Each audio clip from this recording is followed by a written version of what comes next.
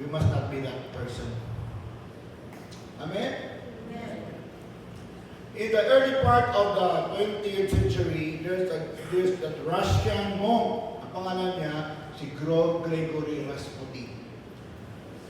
Christian yan. Mongha eh. Ang pagtuturo niya, he taught and lived that the idea of salvation through repeated experiences of sin and repentance. So naniwala siya that because those who sin the most require the most forgiveness. Kung malaki ang kasalanan mo, mas malaki ang forgiveness mo. Kung malaki ang kasalanan mo, mas malaki ang grace mo. Wrong. Therefore, a sinner who continues to sin, para sa kanya, without restraint, enjoys more of God's grace. So the more you sin, the more you enjoy God's grace. When he repents for the moment, then the ordinary sinner. Therefore, si Rasputin lived in a notorious sin. Makasasala ang mungha. And thought that this was the way to salvation. Yun ang extreme na example na sinabi ng Apostol Pablo. That Paul questioned, that's exactly what Paul was questioning. Shall we continue in sin that grace may abound? Merry Christmas! Merry Christmas. So with a strong expression, sabi ni Paul in verse 2, by no means, palayo, simba ko. Palayo, by no means, how can we who died to sin still live in it? Tayo na namatay na sa kasalanan, mamumuhay pa rin tayo sa kasalanan. Right. Church, God wants His church to grow. Amen. He wants us to grow with people who grow properly in God. Amen. We don't want to have many members and members who don't even know whether they're saved or not. Whether they're saved or not. So alam ni Pablo, the idea that anyone might continue in sin, that grace may abound, is unacceptable. It is unthinkable. Church, away with that teaching. Away with the notion that once we sin, we continue in sin, grace will abound. More grace will abound. When we receive the Lord Jesus and we're born again, ang tinawag tayo ni Jesus, ni-receive natin siya, we receive salvation. And we are supposed to no longer live in sin. Right? Diba? Amen. Ang tinagapan si Jesus, hindi na tayo supposed to be mamumuhay sa kasalanan. But believers sometimes sin. Now, I'm not saying that we will no longer sin, but somehow, along the way, God knew that in His foreknowledge that some people are really having a hard time in living a Christian life. Though they don't want to live in sin, but sometimes they fail in sin because of their weaknesses and other factors. Kahit tayo ay tunay na ginawang bago sa ating espiritu, patuloy pa rin tayong nabubuhay sa isang makasalanang mundo. It is a sinful world at may natural na ugali na makasalanan. The sin in us, the old self that Paul said inside us is still there. When you go to the world is sinful, and that old self, that Paul said, sabi niya, nahihirapan ako. Si Pablo, nahihirapan siya. Kasi sabi niya, ang dapat niyang gawin, hindi niya magagawa. Ang dapat hindi gawin, yun ang magagawa niya. Sabi niya, I mortify myself every day. Pinapatay niya ang kanyang sarili araw-araw. Church, are we listening? Amen. We must let our old self die. Sabi ng Apostol Pablo na lahat tayo ay bago ng nilalang nung tayo na sa Panginoon na, pero nandoon pa rin yung ating old self, makasalanan yun. Pag pupunta ka sa sanglibutan, pupunta ka sa trabaho mo, doon na lahat ang mga barkada, na doon na lahat yung mga kasama mo sa trabaho, puro yung sa mga kasalanan. And that old self, yung ating lumang pagkatao ay kusang mabuhay muli. Yun ang delikado. Yun ang warning niya po sa Pablo. Dapat natin papatayin ang ating lumang pagkatao araw-araw so that we will attain salvation. We will attain holiness in God. We will attain sanctification, we call it, in the theological term. So, ang dapat natin maunawaan ay ang ating redemption, ang ating salvation, or pagtubos na nagsimula sa ating salvation, ating kaligtasan ng tayo tumanggap ni Jesus, ay hindi magkumpleto hanggat hindi bumabalik si Jesus. Amen. Hindi po magkumpleto ang ating kaligtasan hanggang sa pagbalik ni Jesus. Amen. Yan po tayo, pero naghintay sa pagbalik ni Jesus, nahirapan tayo minsan sa ating sarili.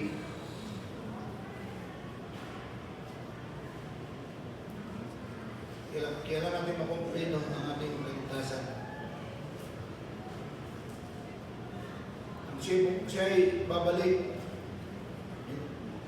hindi makukumpleto hanggat hindi bumabalik si Jesus at binabago ang makasalanang mga katawan na ito upang maging perfect. Huwag na tayo maging perfect. Amen? Amen. Tulad ni Jesus. Tulad ng ating Panginoon. Amen. Amen.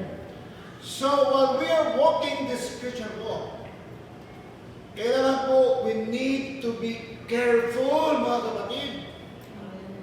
Be careful. Amen. Merry Christmas. Amen. Be careful not to sin.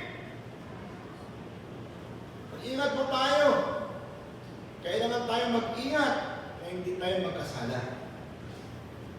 Kasi po, pag hindi po tayo mag-ingat, ang tawag doon careless. Masakit po yun sa Bisaya. Ang tawag sa Bisaya nun, anghang. Tanghang ka Kristuhanon. May mga tanghang ka Kristuhanon. Di ba pantay ba? Isa mo sa libuhaton, tanghang. Sa Tagalog, hindi masama din pakinggan eh. Tanga. Tanga na Kristiyano. I hope na walang tanga, walang danghang na Kristiyano dito sa ating church. Amen. Merry Christmas. Merry Christmas. Hallelujah. Di tayo magdanghag, ha? Kung makita man tanga, kung makita man, kung sa kayo, man, lasang-lasang ang diyaton Kristiyano, diyaton Bibo Kristiyano. Mga lasang-lasang ng diyaton mga biga. Ha? Hindi sila lasang-lasang lang. Para na sielos eh. Amen. Para na eternidad. This is not just a game. This is something very serious. Amen. Don't tell me here in the church that you are still saved even though you are no longer saved. Philippians chapter 2 verse 12 says, "Therefore, my beloved, as you have always obeyed, so now, not only as in my presence, but much more in my absence, work out your salvation, your own salvation, with fear and trembling." Amen. Balikan niya sa iyong verse na yan. Trabahuin mo ang iyong kaligtasan kasama ang takot at pagdinig. Trabahuin mo. Huwag Huwag tayong magtanga-tanga na Kristiyano. Amen. Visita acerca de la salvación, cómo tiene miedo y cómo tiene trembla. Trembla kita. Amen? Amen. Praise God. I know that you understand that. Amen. But in case we sin, kung sakali tayo magkasala, we need to confess it to our Lord Jesus Christ. Amen. To our God, the Lord Jesus Christ. Just in case, kung magkasala tayo, doon pa nga yung ating pagkatao eh. Luma, naggagalit pa rin, nag-ano pa rin, nakipagsuntukan pa rin. Nagkasip pa rin, sisira ng mga tao. Nandun pa rin. Sakali lang kung magkasala tayo doon. 1 John 1:9, the apostle, the beloved John, the beloved, siya sa mga disciple ni Jesus, so chapter 1, verse 9 of 1 John, he said, if we confess our sins, He is faithful and just to forgive us our sins and to cleanse us from all unrighteousness. Amen. Kailangan natin i-confess ang ating kasalanan. Amen?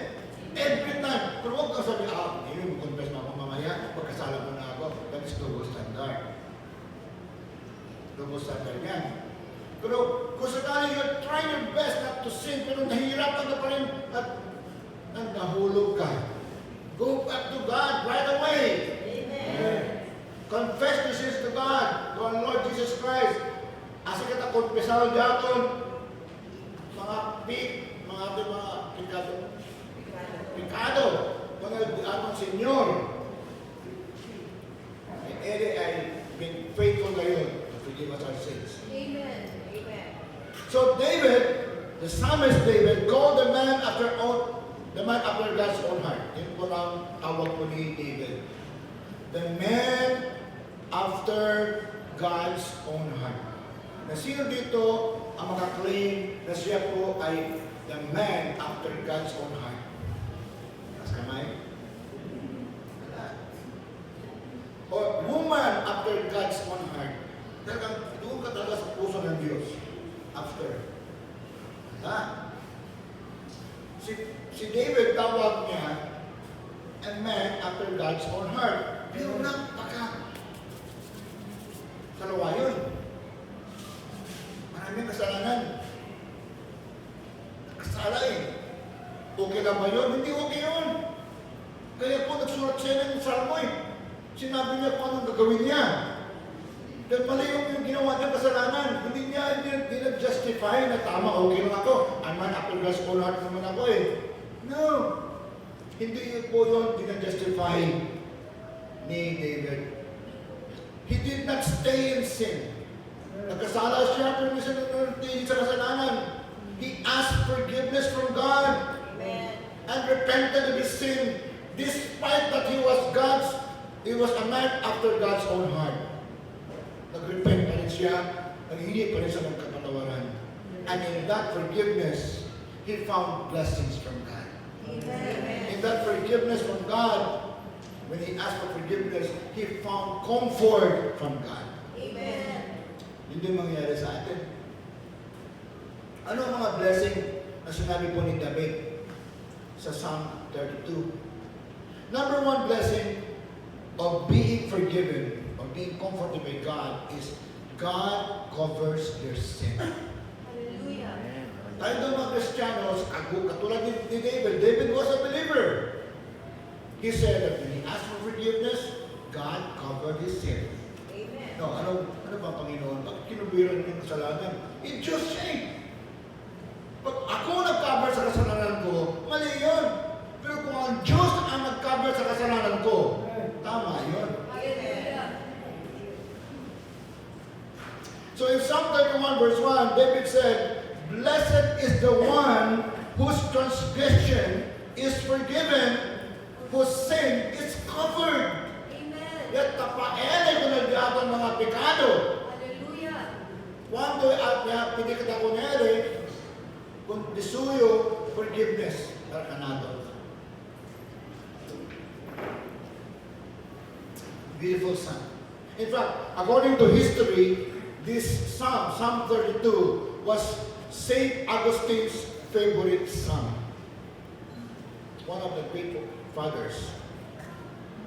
Wala pang Katoliko at that time. After the apostles, mga fathers. Augustine was one of the fathers. Wala pang Roman Catholic. Wala pa lahat. Mga fathers lang.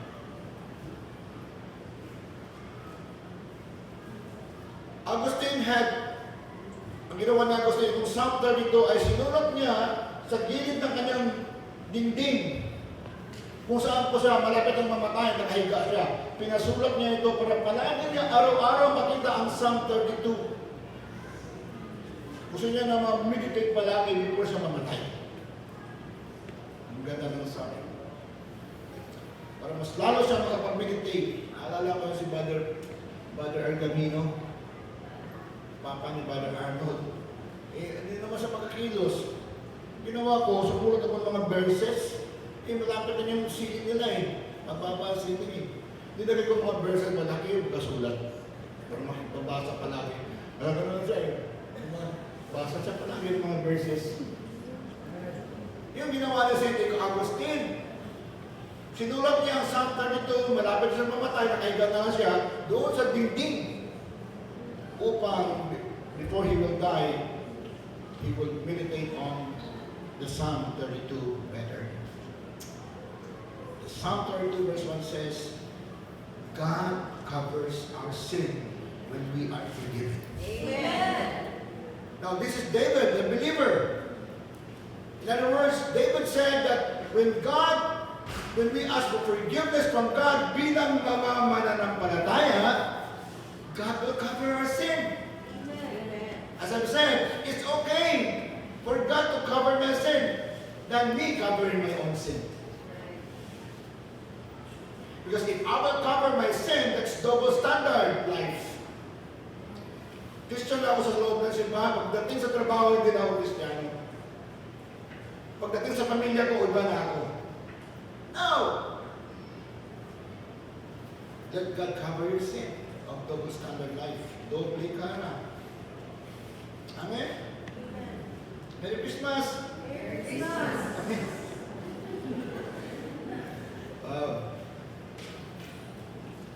So when we fail God and ask for forgiveness from Him, our sins will no longer be exposed. They will be covered by God. Amen! Hallelujah! Pag ikaw mag-cover, may expose pa rin yan. Sooner or later, huwag mong i-cover ang kasalanan mo sa sarili mo. Kung doble standard ka na tao, nakikita pa rin yan. At of course, nakikita ng Panginoon yan. Let God cover your sin with asking for forgiveness, even if you are already a believer. Amen. Amen. In fact, in Psalm 103, verse 12, it says that as far as the east is from the west, that is how far God will remove our sin from us. Hallelujah. It's talking about the believers. Psalm is for the believers. It's a song for believers. Written by believers like David. Ano kalayo yung as far as the east is from the west? Ano kalayo ba yun? East, saan yung araw akyat hanggang sa west? Saan ba? Pagdating mo doon, doon pa rin ang east. Pupunta ka doon sa pinaka-west. Wala naman ng west dito. East na naman makita mo. It's unending. Hallelujah. That's how God forgets our sin. Amen. That we covering our own sin is not as far as the east to the west. It's only up to the cover. Once the cover is taken out, your sins are exposed. And the glory of God is affected in your life. There's no blessing. There's no blessing in double standard life.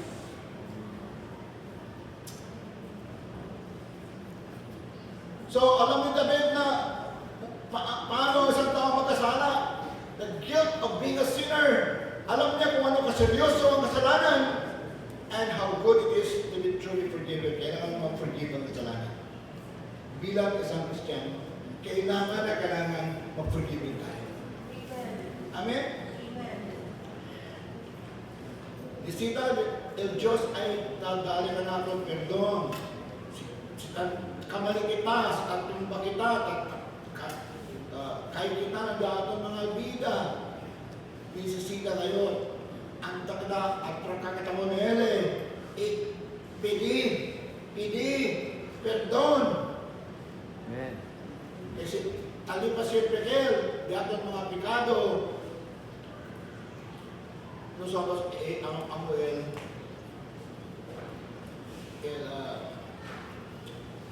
mag-aawa. Kailangan mag-forgive tayo. So again, whenever we ask God for our forgiveness, for His forgiveness for our sins, bilang Kristiyanos, bilang born again, God will cover your sin. Let God cover your sin. It's okay. He is God. The second blessing of being forgiven is God declares you are forgiven. It's a declaration. It's not being earned. It's not learned. It's not earned. It's not being done by me or you. It's being declared by God. Yun po ang mangyayari kung tayo humingi ng kapatawaran sa Panginoon. God will declare, you are no longer a sinner. You are clean in my sight. And in verse 2, David said, blessed is the man against whom the Lord counts no iniquity, and in whose spirit there is no deceit. David spoke of real forgiveness here by the declaration of God. God declares it. Lord, Panginoon, magkasala. Ano ba niya? I declare it. Panginoon, hindi mo ako... I declare it. Amen. Grabe nang ginawa ko. I declare it. Huwag ka magsasalita. I declare it. You are forgiven. Amen. Amen! Glory to God. It's not merely that yung ating konsensya na masyadong maingay ang konsensya na ano nangyayari sa buhay ko. No! It's not because of that. Ay, mawala lang ating konsensya na guilty conscience, mawala. Hindi po ganoon. Hindi lang po para lang mawala yung ating imagination, na nawala yung ating peace. Kasi kung magkasala rin tayo, ang peace na mawawala, hindi ating kaligtasan. Hindi po ganoon. God will really forgive you. He will declare you forgiven. Amen.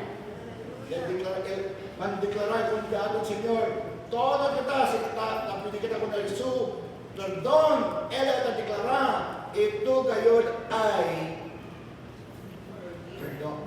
Kaya ito ginagawa ko dito. Amen? Amen. So this was a standing with God. Declared. Hindi po ito na-earn natin. That's the grace of God. Hallelujah. It is given by God. Declared by Him. Because the idea na pag tayo na-forgive, nawala yung ating utang. Ang idea na na-cover ng ating kasalanan, tayo po ay nahugasan sa dugo ng Panginoon. Yung idea po na sabi na, it counts you to count no iniquity. It is a bookkeeping term. Ibig sabihin, hindi na ito nag-counted against you as a person. Amen. Amen. Nawala, na-erase. So not only that God covers our sin, not only that God declares your forgiveness, but lastly, the third blessing of being forgiven is God makes you holy. Holier. From glory to glory, He makes you holy and holy and holy.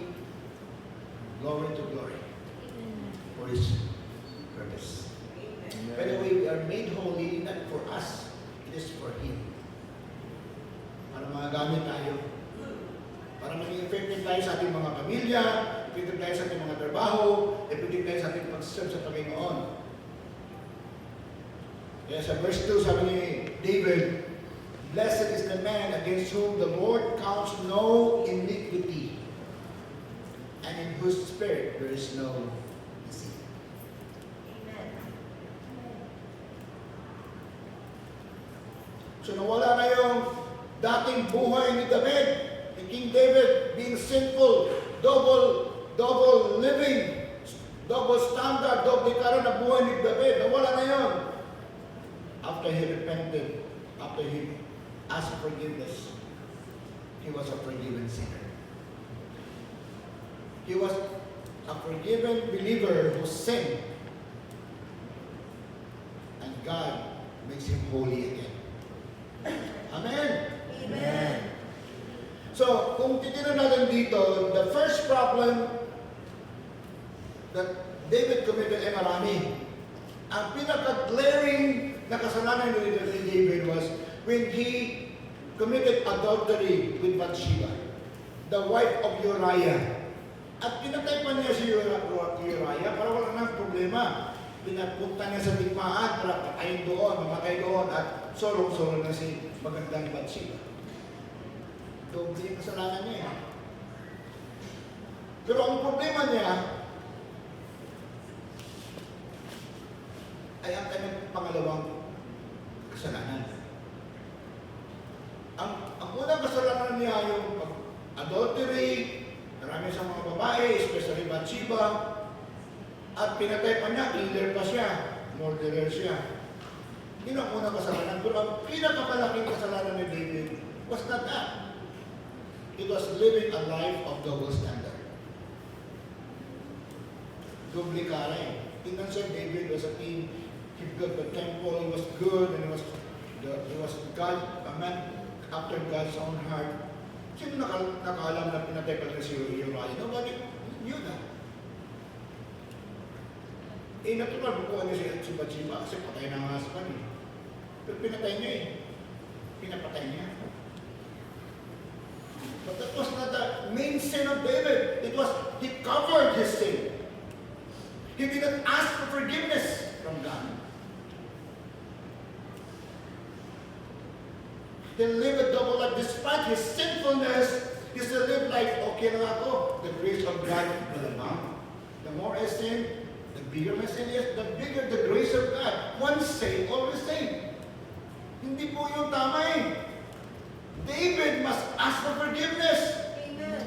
And if he will not ask for forgiveness of his double life standard, his sins, other sins will not be forgiven. Merry Christmas! Merry Christmas. Paano ang Diyos makapag-forgive sa Kanya? Kung hindi niya nag-deal ang sa kanyang kasalanan na una, kung hindi niya nag-deal ang kanyang kasalanan bilang tao na anak ng Diyos, bilang tao na called na a man after God's own heart na nagtatago. Nagpakita siya okay siya, hindi para sa okay sa loob. That's what God hates. Of course, God hates being an adulterer. God hates him being, God hates his sin being a killer, a murderer. But God, what God hates most is living a life that's double standard.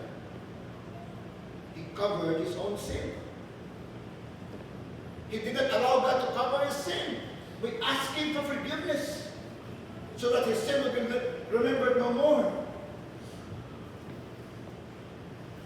It was only as David was ready to repent. Siya po yung ready to mag-repent and end the second problem. That God would graciously forgive him. Until he will not ask for forgiveness. Lord, tulungan mo ko, Panginoon. Doble standard ako, Panginoon. Ang buhay ko hindi totoo sa simbahan na ito nakikita na okay ako. Sa labas, ang layo-layo, Panginoon. Hindi ako epektibo sa labas. Sa simbahan na po ako epektibo. God will not be happy with that. How can we be successful? yet God loves us so much, right? Amen. He wants to remind us that He is warning us. He wants us to get rid of the double life standard before our sins will be dealt with properly. The first part.